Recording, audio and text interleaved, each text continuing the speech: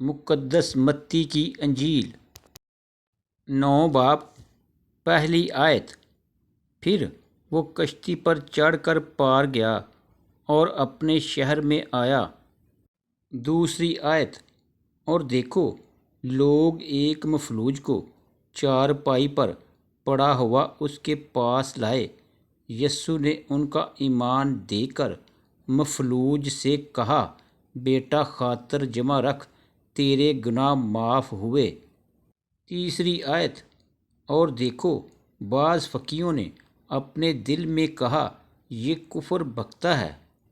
چوتھی آیت۔ یسوع نے ان کے خیال معلوم کر کے کہا، تم کیوں اپنے دلوں میں برے خیال لاتے ہو؟ پانچویں آیت۔ آسان کیا ہے، یہ کہنا کہ تیرے گناہ معاف ہوئے، یا یہ کہنا کہ اٹھ اور چل پھر؟ چھٹی آیت۔ لیکن اس لیے کہ تم جان لو کہ ابن آدم کو زمین پر گناہ معاف کرنے کا اختیار ہے، اس نے مفلوج سے کہا، اٹھ، اپنی چارپائی اٹھا اور اپنے گھر چلا جا۔ ساتویں آیت۔ وہ اٹھ کر اپنے گھر چلا گیا۔ آٹھویں آیت۔ لوگ یہ دیکھ کر ڈر گئے اور خدا کی تمجید کرنے لگے جس نے آدمیوں کو ایسا اختیار بخشا۔ نویں آیت۔ یسوع نے وہاں سے آگے بڑھ کر متی نام ایک شخص کو مصول کی چوکی پر بیٹھے دیکھا اور اس سے کہا، میرے پیچھے ہو لے۔ وہ اٹھ کر اس کے پیچھے ہو لیا۔ 10ویں آیت۔ اور جب وہ گھر میں کھانا کھانے بیٹھا تھا تو ایسا ہوا کہ بہت سے مصول لینے والے اور گناہ گار آ کر یسوع اور اس کے شاگردوں کے ساتھ کھانا کھانے بیٹھے۔ 11ویں آیت۔ فریسیوں نے یہ دیکھ کر اس کے شاگردوں سے کہا، تمہارا استاد مصول لینے والوں اور گناہ گاروں کے ساتھ کیوں کھاتا ہے؟ 12ویں آیت۔ اس نے یہ سن کر کہا کہ تندرستوں کو طبیب درکار نہیں بلکہ بیماروں کو۔ 13ویں آیت۔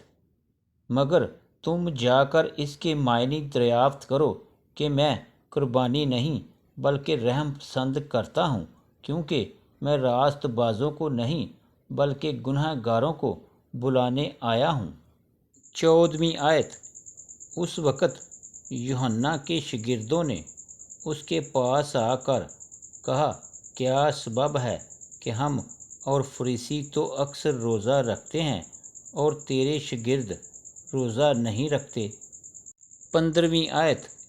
یسوع نے ان سے کہا، کیا براتی جب تک دلہا ان کے ساتھ ہے ماتم کر سکتے ہیں؟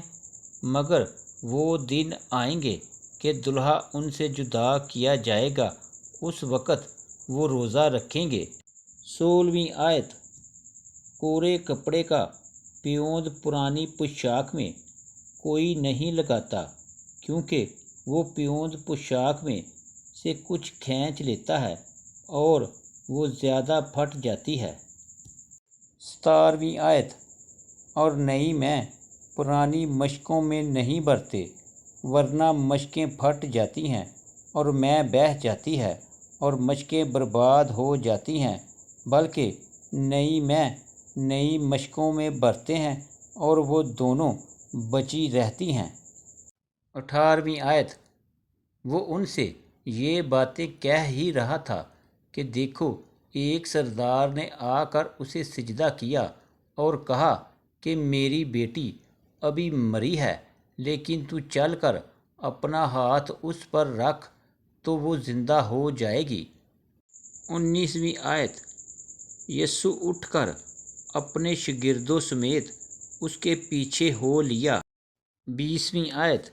اور دیکھو ایک عورت نے جس کے 12 برس سے خون جاری تھا اس کے پیچھے آ کر اس کی پوشاک کا کنارہ چھوا۔ 21ویں آیت۔ کیونکہ وہ اپنے جی میں کہتی تھی، کہ اگر صرف اس کی پوشاک ہی چھو لوں گی تو اچھی ہو جاؤں گی۔